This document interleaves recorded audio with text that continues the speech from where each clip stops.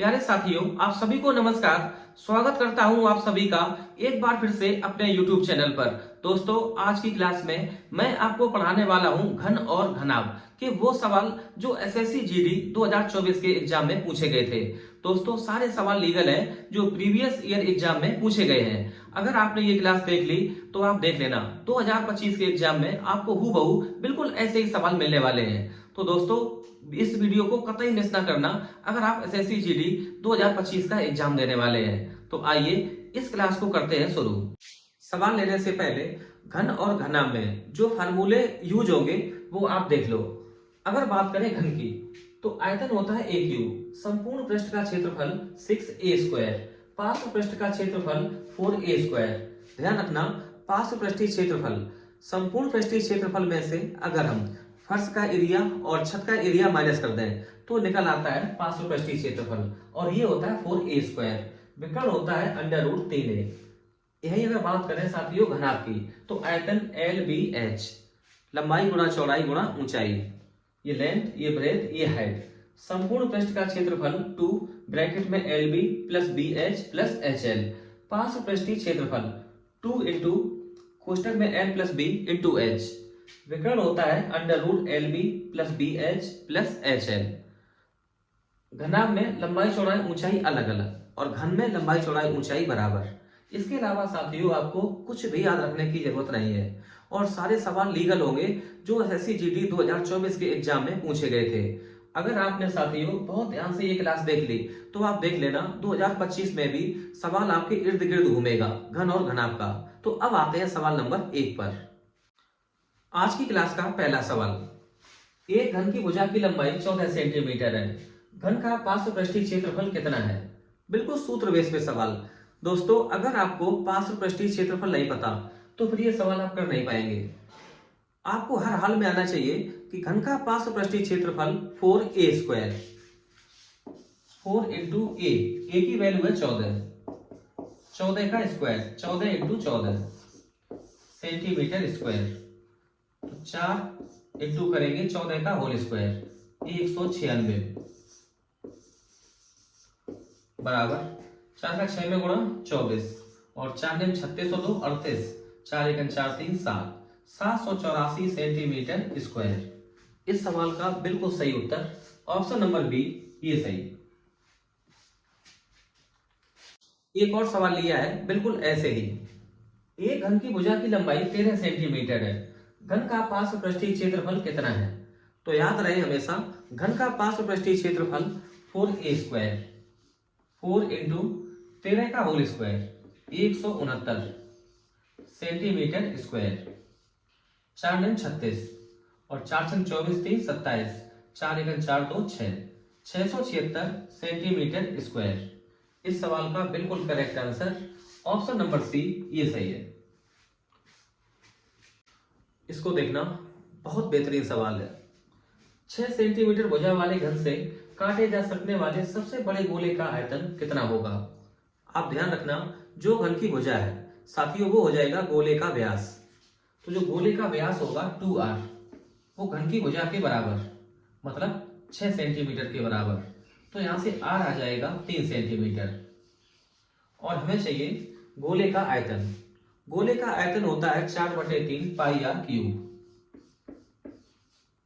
पाई का मान 22/7 r cube. तो 3 इंटू 3 इंटू 3 सेंटीमीटर क्यूब। अब इसको हमें सॉल्व करना है। 3 से ये 3 कैंसिल, सॉल्व करेंगे तो 22 चौको 88, 88 इंटू 9 और बटे 7 बराबर 9 8 72, हासिल 7, 9 8 72, 7 79, तो 792/7 सेंटीमीटर क्यूब। तो 7 1 7, यहाँ 7 1 7, बचेगा 2, ये हो जाएगा 22, 7 या 21, 113। तो साथियों ऑप्शन सही आएगा ऑप्शन नंबर ए, ये करेक्ट 113.14 घन सेंटीमीटर। तो इस सवाल का बिल्कुल सही उत्तर है 113.14 सेंटीमीटर क्यूब। ध्यान रखना, अगर इस टाइप से सवाल आ जाए तो जो घन की भुजा होगी वो हो जाएगा गोले का व्यास। बेहद इंपॉर्टेंट है ये टाइप। पूरी उम्मीद है साथियों इस टाइप का सवाल आपको जरूर देखने को मिलेगा 2025 में। यदि दो घनों के आयतन का अनुपात 125 रेशियो 216 है तो दोनों घनों की भुजाओं का अनुपात क्या होगा? तो आयतन का रेशियो है साथियों 125 रेशियो 216, मतलब ए क्यूब। आयतन होता है भुजा क्यूब और हमें आना है भुजा मतलब ए पर, तो यहां लेना होगा क्यूब रूट। 125 का जो क्यूब रूट आएगा वो आ जाएगा 5 और 216 का जो क्यूब रूट आएगा वो आ जाएगा 6।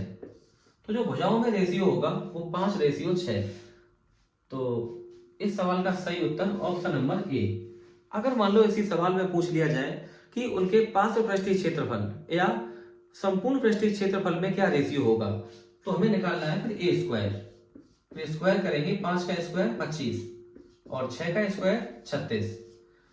तो चाहे वो भुजाओं में रेशियो पूछे या क्षेत्रफल में रेशियो पूछे, भुजाओं में पूछे तो साथियों केवल आपको क्यूब रूट लेना है और क्षेत्रफल में पूछे तो क्यूब रूट लेने के बाद आपको स्क्वायर करना है। सर जी ये सवाल देख लेना, केवल सूत्र बेस पे सवाल है। यदि किसी घन के सबसे लंबे विकर्ण की माप √432 सेंटीमीटर है तो इसका आयतन ज्ञात कीजिए। तो विकर्ण की माप होती है √3a, जिसकी वैल्यू हमें पता है √432। अगर यहां से हम √3 को बाहर निकाल लें तो ये बचेगा यहां से 3 एकम 3 और फिर जाएगा 4 बार, रूट के अंदर 144, √3 से √3 कैंसिल, तो एक ही वैल्यू आ जाएगी 12 सेंटीमीटर के बराबर। हमें घन की भुजा पता लग गई 12 सेंटीमीटर और हमें चाहिए इसका आयतन। आयतन होता है भुजा क्यूब, तो 12 का होल क्यूब, तो उत्तर आ जाएगा 1728 सेंटीमीटर क्यूब। यही इस सवाल का बिल्कुल करेक्ट आंसर। तो ऑप्शन नंबर ए ये सही है। केवल सूत्र बेस पे सवाल है। अगर आपको घन के विकर्ण का सूत्र पता है तो साथियों ये सवाल सॉल्व हो जाएगा मुश्किल से 10 या 12 सेकंड में। घन और घनाभ को लेके आप बिल्कुल भी परेशान ना होना, बिल्कुल सवाल ऐसे ही आते हैं सूत्र बेस पे। यदि एक घन का कुल पृष्ठीय क्षेत्रफल 726 सेंटीमीटर स्क्वायर है तो घन का आयतन कितना है? अगर आपको कुल पृष्ठीय क्षेत्रफल का फार्मूला पता है साथियों 6a स्क्वायर और जिसकी वैल्यू हमें पता है 726 सेंटीमीटर स्क्वायर, तो 6 से डिवाइड करेंगे तो आ जाएगा a स्क्वायर बराबर 121। यहां से जब a की वैल्यू निकालेंगे तो 11 है, स्क्वायर रूट 121 तो आ जाएगा 11। तो घन की भुजा की लंबाई हमें पता लग गई 11 सेंटीमीटर और हमें चाहिए आयतन।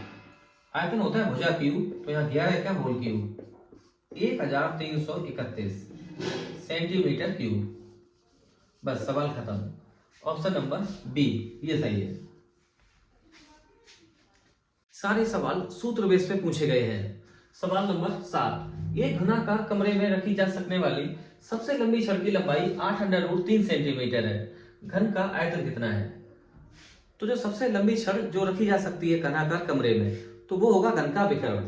घन का विकर्ण होता है √3a और जिसकी वैल्यू हमें पता है 8√3 सेंटीमीटर, तो √3 से √3 हो जाएगा कैंसिल, तो घन की भुजा की लंबाई आ जाएगी 8 सेंटीमीटर और हमें चाहिए घन का आयतन। घन का आयतन भुजा क्यूब, तो a क्यूब करेंगे 8 का होल क्यूब, तो ये आ जाएगा 512 सेंटीमीटर क्यूब। बस इतना आपको काम करना है। तो 512, तो ऑप्शन सी ये ठीक है। ये घनाभ का सवाल है विकर्ण से संबंधित। 10 metre into 10 metre into 5 metre की विमाओं वाले कमरे में रखे जा सकने वाले सबसे लंबे खंभे की लंबाई क्या है?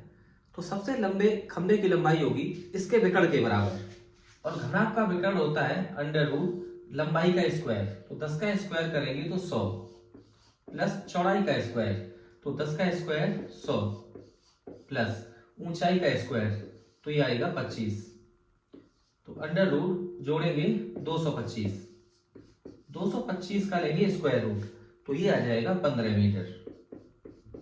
तो सबसे लंबे खंभे की जो लंबाई होगी वो 15 मीटर, तो ऑप्शन डी ये करेक्ट। बिल्कुल सूत्र बेस पे सवाल। अगर आपको सूत्र पता तो सवाल खत्म 10 या 11 12 सेकंड में। अगर दोस्तों कोई सिमेट्रिक फिगर है, मतलब जैसा उसका आधार है वैसा उसका टॉप है, मतलब जैसी उसकी फर्श वैसी छत, तो आप हमेशा ध्यान रखना कि उस फिगर का जो आयतन होगा वो आधार का क्षेत्रफल इंटू ऊंचाई। अब इस सवाल में एक घनाभ का आधार क्षेत्रफल 34 वर्ग सेंटीमीटर और ऊंचाई 3.5 सेंटीमीटर है। घनाभ का आयतन क्या होगा? तो घनाभ होता है सिमेट्रिक फिगर। साथियों, इसका जो आयतन होगा क्षेत्रफल इंटू ऊंचाई, मतलब जो हमें 34 वर्ग सेंटीमीटर दिया है ये L इंटू बी का मान है। तो घनाभ का आयतन निकालेंगे क्षेत्रफल में इंटू करेंगे ऊंचाई से। तो घनाभ का आयतन आएगा 34 इंटू 3.5 या 35/10 सेंटीमीटर क्यूब। 5 से डिवाइड करेंगे तो 7 बार और ये कट जाएगा 2 बार। 2 से डिवाइड करेंगे 17 बार। 17 सत्ते 119 सेंटीमीटर क्यूब। तो घनाभ का जो आयतन है वो 119 सेंटीमीटर क्यूब। ऑप्शन सी ये सही। ये घनाभ का बहुत फेमस सवाल है। एक घनाभ के 3 समीवर्ती फलकों के पृष्ठीय क्षेत्रफल क्रमशः 5 सेंटीमीटर स्क्वायर, 16 सेंटीमीटर स्क्वायर और 20 सेंटीमीटर स्क्वायर है। घन का आयतन कितना है? समीवर्ती जो फलक होंगे वो एक LB होगा, दूसरा BH और तीसरा HL होगा। तो LB का जो मान है वो आप मान लो 5 सेंटीमीटर स्क्वायर के बराबर, और जो BH है उसकी वैल्यू 16 सेंटीमीटर स्क्वायर के बराबर, और जो HL है वो हमें दिया है 20 सेंटीमीटर स्क्वायर के बराबर। हमें चाहिए घन का आयतन, मतलब LBH। तो आप एक काम करो, इन तीनों का गुणा करा दो, तो हमें यहाँ पे मिल जाएगा L स्क्वायर और B का B में गुणा तो B square into H square बराबर ये 20 पंचे 100, 100 का गुणा करेंगे 16 में 1600। अगर हम स्क्वायर रूट ले लें L square B square H square बराबर 1600, तो LBH का मान आ जाएगा 1600 का स्क्वायर रूट, मतलब 40 सेंटीमीटर क्यूब। यही हमसे पूछा है घनाभ का आयतन, तो ये निकल के आ गया 40 सेंटीमीटर क्यूब। तो ऑप्शन नंबर डी ये सही है। आते हैं साथियों सवाल नंबर 11 पर। एक घनाभ का कुल पृष्ठीय क्षेत्रफल 4200 सेंटीमीटर स्क्वायर है। यदि घनाभ की लंबाई और चौड़ाई 15 सेंटीमीटर और 16 सेंटीमीटर है तो घनाभ की ऊंचाई कितनी है? बिल्कुल सूत्र बेस पे सवाल। तो घनाभ का कुल पृष्ठीय क्षेत्रफल होता है 2 इंटू LB।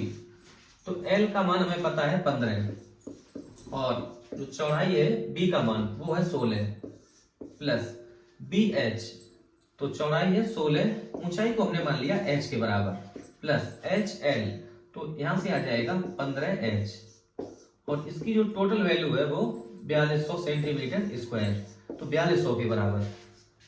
2 से डिवाइड करेंगे तो ये आ जाएगा 2100। 15 का गुणा 16 में करेंगे तो 240 प्लस इनको जोड़ेंगे तो 31H बराबर 2100। तो 31H बराबर 2100 से घटाएंगे 240, तो ये आ जाएगा 1860 के बराबर। तो H बराबर 31 का लगाएंगे भाग और ये इसको डिवाइड कर देगा 60 बार, तो ऊंचाई आ गई 60 सेंटीमीटर। तो बस ये सवाल खत्म। ऑप्शन नंबर ए ये करेक्ट। ध्यान से देखना इस सवाल को, आ सकता है पेपर में। 12 metre into 15 metre into 20 metre आयाम वाले कमरे की 4 दीवारों को 2 रुपए प्रति मीटर स्क्वायर की दर से सफेदी की जानी है। लागत का पता लगाएं।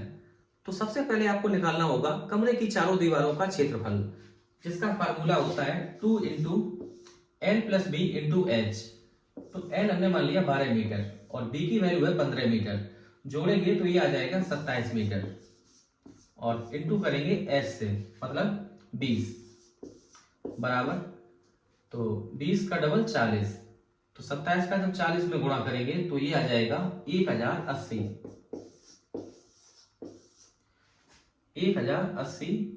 Metre square.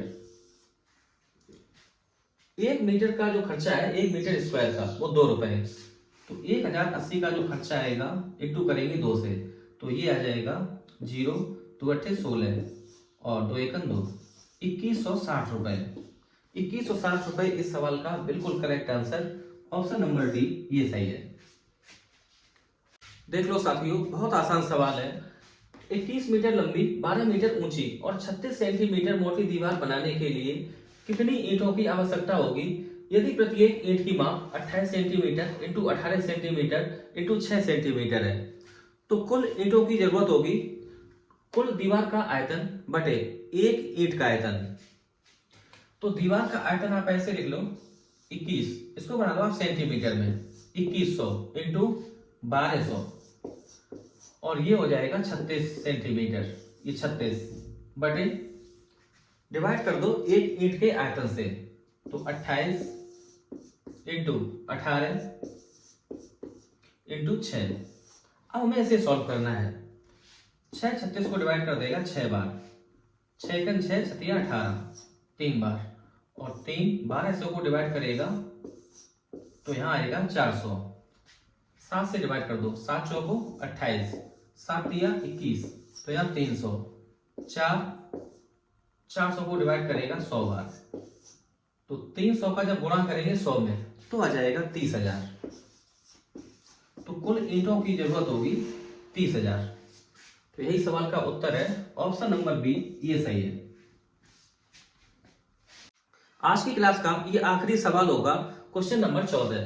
एक घनाभ की लंबाई, चौड़ाई और ऊंचाई क्रमशः 24 सेंटीमीटर, 18 सेंटीमीटर और 12 सेंटीमीटर है। छोटे घन बनाने के लिए इसे पिघलाया जाता है। यदि घन की भुजा की लंबाई 6 सेंटीमीटर है तो निर्मित घनों की संख्या क्या होगी? तो निर्मित घनों की जो संख्या होगी साथियों वो घनाभ का आयतन, तो ये आएगा 24 इंटू 18 इंटू 12, तो टोटल आयतन ये है। अब इसमें से हमें 6-6 सेंटीमीटर भुजा वाले हमें घन काटने हैं, तो टोटल घनों की संख्या घनाभ के आयतन से डिवाइड करेंगे एक छोटे घन का आयतन, तो 6 इंटू 6 इंटू 6, तो 6 24 को डिवाइड करेगा 4 बार, ये डिवाइड करेगा 3 बार और 6 12 को डिवाइड करेगा 2 बार, तो 4 किया 12 दूनी 24, तो घनों की संख्या आ जाएगी 24। तो 24 इस सवाल का उत्तर है, ऑप्शन नंबर सी ये करेक्ट। साथियों बहुत मुमकिन है कि अगर आपने ये क्लास देख ली तो आप देख लेना घन घनाभ का कोई सवाल ऐसा नहीं होगा जो आप 2025 के एग्जाम में आप ना कर पाए। साथियों ये पूरी क्लास उनके लिए थी जो एसएससी जीडी 2025 का एग्जाम देने वाले हैं। तो दोस्तों आज की क्लास को यहीं पर करते हैं खत्म। अगर क्लास पसंद आई हो तो इसको लाइक करें, शेयर करें, सब्सक्राइब करें। वीडियो को अंत तक देखने के लिए आपका दिल से धन्यवाद। बहुत शुक्रिया, बहुत मोहब्बत, बहुत प्यार।